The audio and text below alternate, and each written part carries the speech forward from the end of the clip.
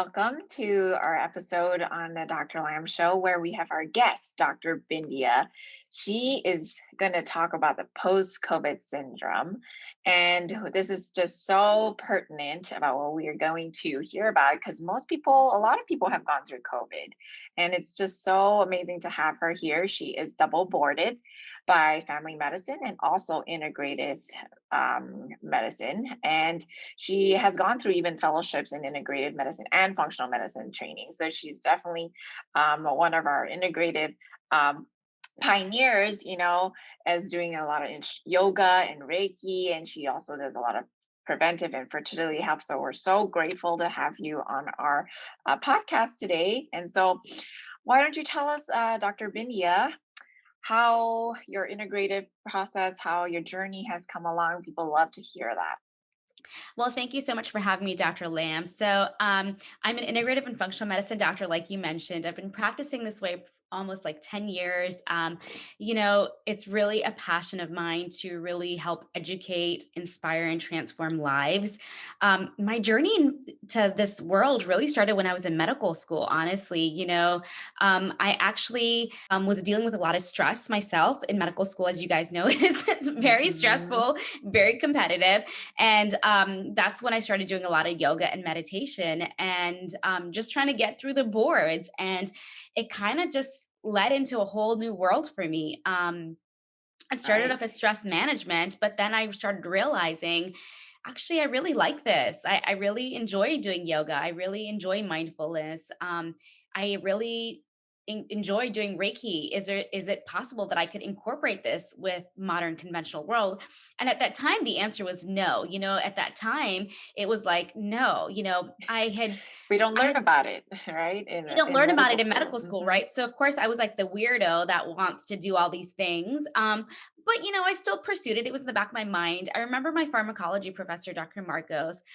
He said we were going through the mechanism of actions of like hypertension drugs, and we were talking about amlodipine. And I specifically recall, he goes, Bindia, it's not the mechanism of action. These are side effects, but these are inevitably going to happen to patients. So here you are, you put someone on high blood pressure medicine, and now they're going to have a side effect, which is the mechanism of action. And Exactly.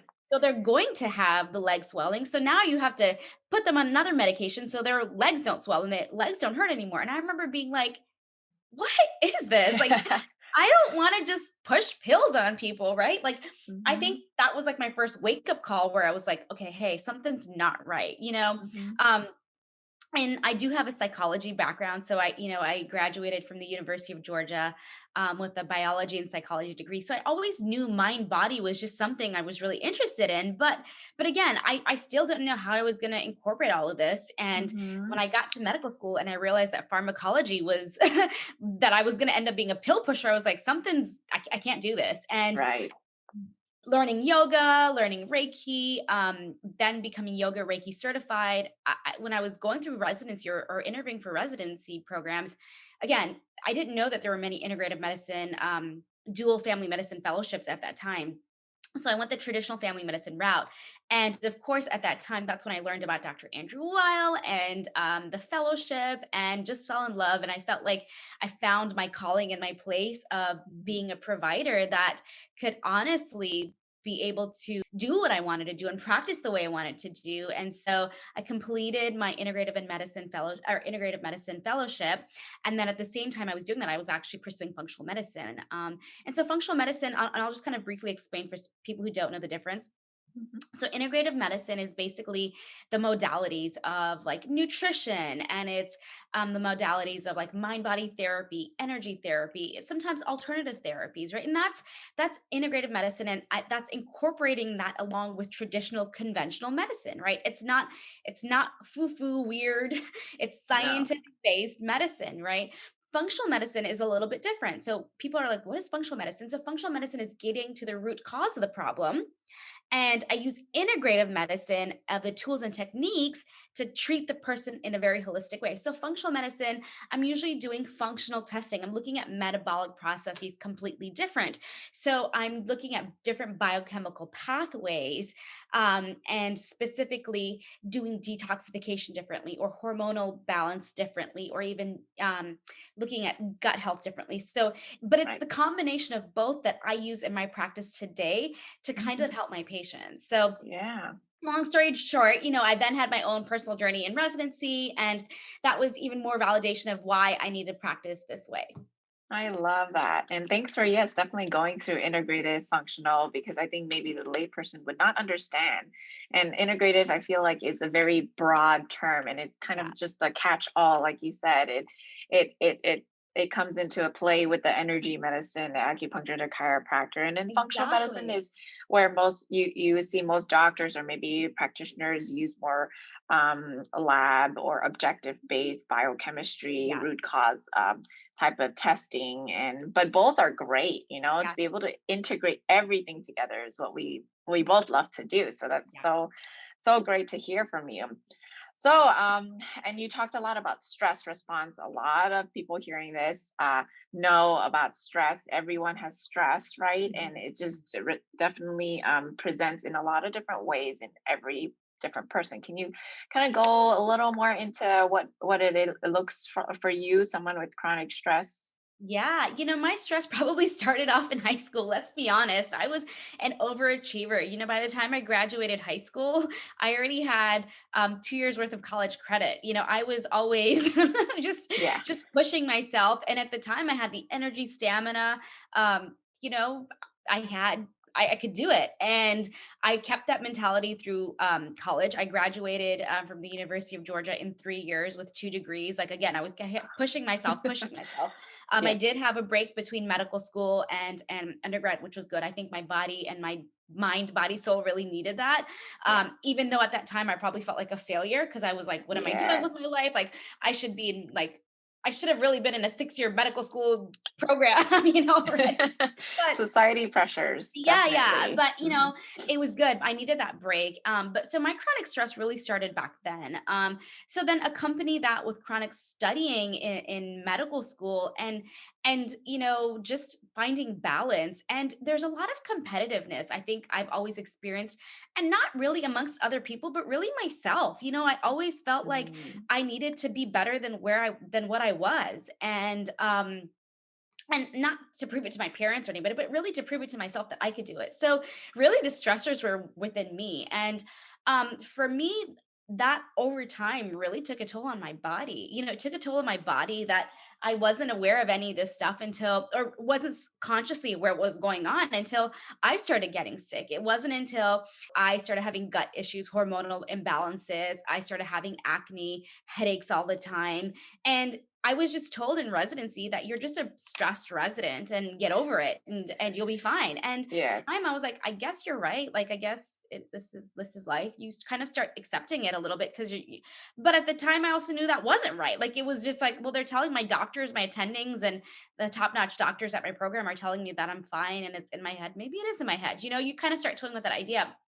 But this is why I also knew I had to pursue integrative and functional medicine, and this is why I also had to know that I had to take care of myself. I had formed a good meditation practice in medical school. So I kept that going, and I still keep that going now. That's just something I do. I wake up every morning and I meditate for about 10 Great. minutes.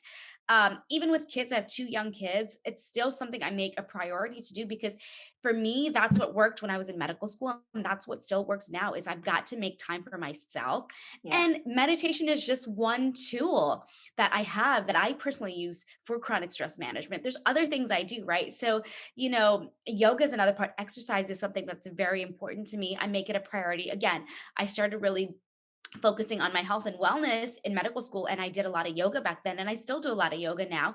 I incorporate other forms of exercise. I like to run. I like to use the Peloton bike. I do different things, bar, Pilates. So it's not just yoga like I was doing solely in medical school. I've incorporated other forms of exercise, but it's again finding something that works for you to manage your stress. The other thing that is really important for stress management for me is social connection, especially Yeah. because of the pandemic, right?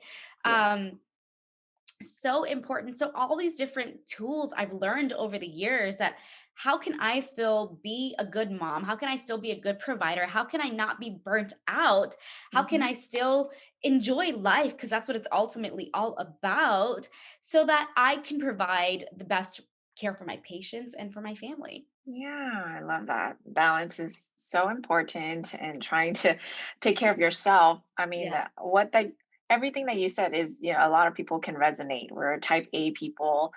We've gone, gone, gone. We want to be successful in life and we feel guilty when we take breaks, right? But really, your body can only handle a certain amount. And so it's so important to set aside, like you said, that time every morning for yourself and find a way to balance and connect socially. So that's great, to be able to during this COVID time, it's definitely been very hard. I would say I'm an extrovert, and I'm sure it's been extra hard for extroverts to Yeah. find that connection with people.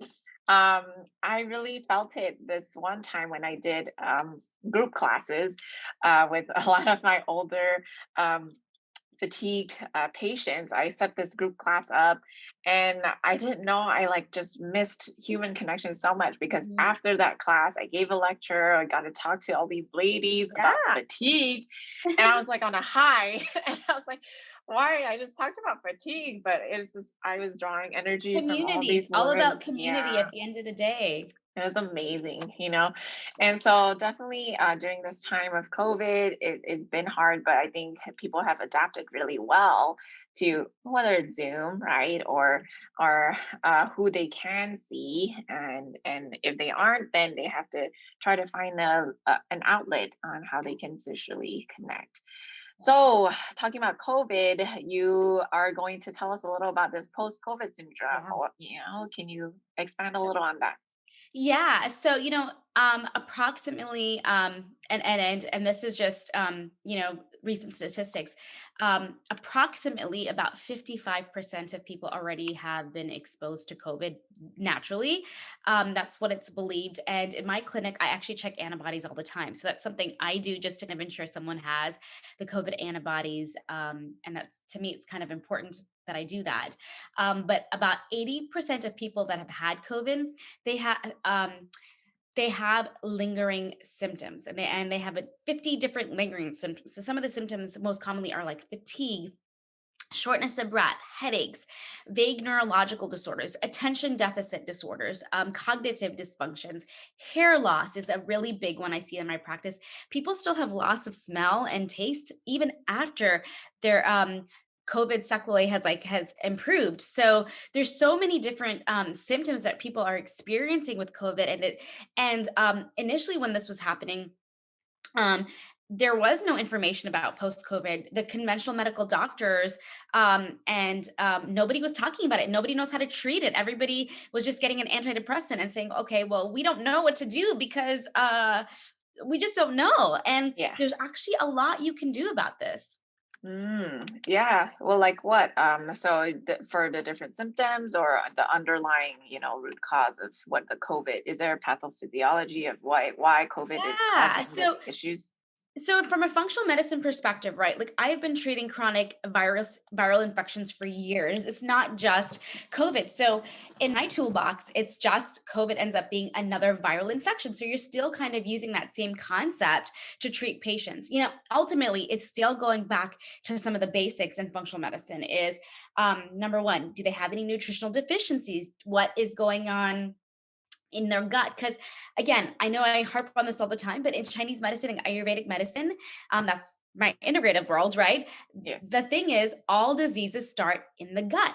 Right. And so you have to learn about what's going on in the immune system because a lot of these patients that have post COVID syndrome or they're long haulers, their immune system is probably was a little overactive, most of Hmm. the time we're seeing that this was probably the reason why they ended up having the bradykinin storm or the cytokine storm, which made them have a harder time getting over COVID, right? Just in general, or the degree of how COVID affected them. So learning about what's going on in their gut, because that's where the immune system is housed in, is again one of the first places I start. Going back to Mhm. gut health, is there a bacterial overgrowth? Is there dysbiosis an imbalance of good and bad bacteria? Are there parasites? Like what's going on in the gut? Because that usually, once we start addressing that, things again slowly start getting better. Right. The Mhm. next thing we start looking at is, from a detoxification perspective, like why are they not getting better? Because there's some people that have COVID. I personally had COVID and I didn't have any lingering symptoms. I think I was down for maybe like 2 weeks max. And then I was, Yeah. by the grace of Mhm. God, I was kind of back to normal. But not Yeah. everybody experienced that. I had Yes. my father-in-law also had COVID and it took him about 6 months before he got back to normal. So everybody was Yeah. recovering differently. And so it Mhm. also goes back to genetics and detoxification. Like how is your body able to get rid of the virus? Is your body able to get rid of the virus? Is your body holding on to the virus? So again, we're doing things with detoxification. Mhm. But there's a lot of things, like again, like we kind of mentioned this earlier with talking about chronic stress, going back to the basics, going back to the nutrition, going back to your sleep quality, going back to some lifestyle measures of, are you exercising? Mhm. There's a lot of things that we do to ensure that patients are, getting better. Putting them on supplements to support their energy, to support their immune system. So it's a very Yes. comprehensive approach. And you know what? Yes. Most of my patients get better, and most of my patients appreciate having that dynamic view to their health. Right. So post-COVID, like you said, is we can treat like any other viral, right, or stealth infection, or we like to call them, maybe because it comes and goes. It's a virus, maybe like also like the flu virus that you can Mhm. build up your immunity. But when you do come into contact with the COVID and you have it, and then you try to recover, it depends on how your body recovers, and those factors, like you said, could be diet, exercise, lifestyle, nutritional deficiencies, or your gut health, and what you can do about the gut, and then the detoxification. Can you go a little more into the gut and how it is connected with the inflammation and the immune system? Yeah. So, most people don't realize it. We're exposed to inflammation from various angles, right? Let's just talk about like food in general, what we eat. We're exposed to so much inflammatory foods, right? And one Yes. inflammatory food for me may not be the same inflammatory food for you, right? Our bodies react differently. And again, I'm a data girl. I like testing. I don't like to guess. I like to kind of see things on paper. And so, yes, I am a big fan of functional testing, and I've done a lot of functional testing on me, so I can definitively tell you. For example, food sensitivities. I know there's a lot of criticism behind food sensitivity testing, but I personally like it, and I can Yeah. personally tell you because I've used it on myself, and I can tell you when I get rid of foods that are inflammatory to my body, then a lot of my symptoms improve. And I will tell you a Right. quick story. I actually had so I had two babies back to back, and I ended up having trigger finger on both thumbs after each baby. Well, the first time I had trigger finger, I actually I was so desperate. I needed a joint injection. One of my friends is a plastic surgeon. He's a hand guy, and so I went ahead and he gave me a joint injection. Well, the second time COVID happened, and I was a little skeptical. I was like, well, I have a baby. I can't really, I don't really feel comfortable going to get a joint injection right now, and I was desperate. Hmm. At the same time, I had just done food sensitivity testing. Well, I'll tell you guys, like one of the things that popped up was eggs, and I was nursing for a long time with my daughter, and I was eating a lot of eggs. Well, I looked at my food sensitivity, and I actually cut that food out. Right, never really felt any issues with eggs before, but I Hmm. cut eggs out, and my trigger finger pain went away. Yeah, Seriously, that's like it really amazing. does make a difference. And I'm a Yes. testament to when you cut out foods that cause inflammation, that it improves your overall immune system, but also your gut health in general. Hmm. So Hmm. so so that's the first thing I want to talk about when we're talking about inflammation in the gut is get rid of foods that are inflammatory to you. Most commonly inflammatory foods actually are things like gluten, dairy, eggs, corn, soy. nuts, shellfish, right? They're common allergens. But for Sugar. people, sugar, yeah, I Yes. can't believe I forgot sugar. Yeah. But there's also other foods, right? Like for me, eggs popped up on my food sensitivity one time. A few years ago when I did my food sensitivity, oatmeal popped up. So Mhm. it's just different foods, right? You can Right. eliminate the big guys, but if your symptoms are not improving, then you definitely want to get more specific and say, well, could it be tomatoes? Could it be, Mhm. is it nightshades? Is it beans? Like, is it maybe coffee? Like, who knows? Sometimes it's random things that your Right. body forms antibodies to that causes inflammation. So finding your inflammatory triggers would be the first thing that I would recommend, right? Again, Right. we're talking about like inflammation in your gut. You know, we have different microbiome and microorganisms in our gut, right? And if there's we have good guys and bad guys, and they all should be living harmoniously in a perfect world, but that doesn't always happen. If we have a few of the bad guys that are more of, and they have kind of taken over your gut, then guess what happens? That causes the inflammation. And so again, that's where that immune system link is. When there's inflammation in the gut, it affects your immune system. And you know what else is housed in your gut, guys? If you don't know, your neurotransmitters. And so that's why you're depressed. And that's why maybe you're craving sugars. And that's why you're Yeah. maybe looking for your dopamine fix, because your Yeah. neurotransmitters start in your gut. So everything really is connected. Right. That's why they call the gut the second brain because Yeah. your It should be like the microbiome. first brain, really. Yeah, that's true. It should be. Yeah. It's telling you that you are missing that sugar cravings. So now when I crave chocolate, I'm like, that's my microbiome talking. It's not me. Yeah. All Yeah. right.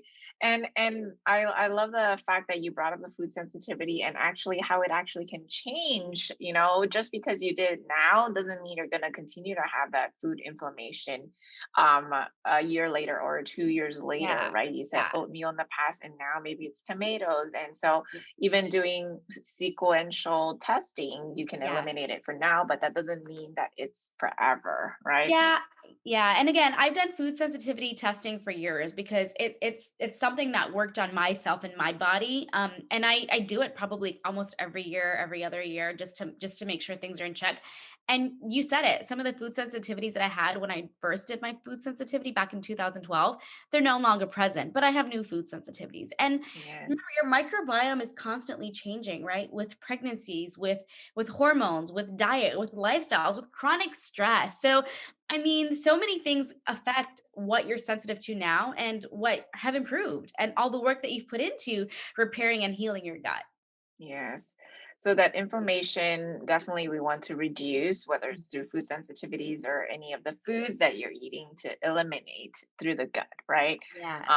And then the other thing you brought up about post COVID is detoxing. Okay, I know we're almost out of time, but if you can when you talk about detox, you're talking about genetic, susceptibilities that can cause you to have issues with detox. Yeah. Can you go a Yeah, little more into I that? mean, detoxing to me is very, I look at phase 1 detox, phase 2 detox, which happens in your liver. We're also let's go back to the gut. You also detox through your gut. So you want to make sure your gut health is optimized before you do a detox, because you know what? If you start a detox today and you don't have good gut health, then guess what? You're wasting your time, energy doing that detox. So you always start fixing the gut first. Um, I also look at genetics. So that's something I do at my practice too. Like majority of my patients, I get them to do a genetic test, and I get to see specifically, if they've got any SNPs or mutations that we need to kind of fix and enhance, because that'll also improve their overall detoxification system. So Mhm. it's not quick fixes when it comes to detox. I know sometimes people will do a 24-hour fast and they call that a detox, or they'll do like a green juice diet for a week and they call that a detox. And I'm like, no, that's not what I'm No. talking about. Or Yes. they'll do colonics. They'll do, yeah, I went to, I've got like a series of colonics with this with this Yeah. this guy down the street. And I'm like, that's awesome, but that's not the type of detox I'm talking It's too about. So fast, too stimulating, too right? fast, too Mhm. stimulating. I'm looking at making sure you're detoxing from your liver, your gut, your kidneys, we have actually something called our lungs. Our lungs need to detox, and our heart, an emotional detox, our skin. So there's so many things that we need to be detoxing appropriately, kind of at the same time, or in a strategic manner, so we're getting rid of toxins. And Mhm. guys, don't just start a detox, especially if you don't know anything about medicine. Right. Ask a Hmm. doctor because it's not appropriate to always detox. And if you don't do it appropriately, it can actually cause more harm than good. And there's different types of detoxes. Like for me, I detox my patients from viral infections. I detox my patients from metals and toxicities. I detox my patients from hormonal imbalances. So there's so many different specific nuances when it comes to detox. And if you don't do it properly, you can cause yourself more harm, or if you're pregnant or nursing, you can cause more problems to your future child. So So true. there's so many things that you can't just do things on your own. You need to really work with integrative functional medicine doctor who can show you how to do things the right way. I totally agree. Yeah, getting on a comprehensive program and not just doing one at a time. Yeah. That's what you need to do, right? You're not only doing the gut health, you're doing the detox at the same time. You're dealing with the stress, you're Yeah. dealing with the lifestyle factors. So that's what integrated functional medicine is all about. And I love that you do that. And we do that too, to be able to help a lot of our patients. It's step by step. You start low, you go slow, and it takes time and it takes patience, Yeah. but that's the long-term goal, that you want to get better. You want to get better for a long term and have a good quality of life rather than just the Yeah. quantity that people Yeah. are looking for, right? Yeah. Well, it's just been great talking to you, Dr. Bindia. And so thank you so much for teaching us about post-COVID, about gut health, about food sensitivities, and dealing with chronic stress. If people wanted to find you, where would be the best place that they would be able to contact you? Yeah. So, my website is drbindiamd.com. My practice is Revive Atlanta MD in Decatur, Georgia. So the practice website is reviveatlmd.com. You can find me on Instagram, Facebook. I'm not really onto Twitter, but it's just at Dr. Bindia MD or at Revive ATLMD. Okay, that's so great. Yeah. So people in Georgia, hopefully they are able to find you. We do Yeah. telemedicine also there, so that's why I'll be sending people over if they need a more in person and a total body approach. Awesome. That's great. So Yeah. this is the Well, Dr. thank you Lamb so much Show. for having me today. Yes, this is the Dr. Lamb Show, and we deal a lot with integrative medicine and functional medicine. And we love to talk about this and to be able to change the future of medicine. Subscribe and like our podcast, and make sure to share, and we'll stay tuned for your next episode.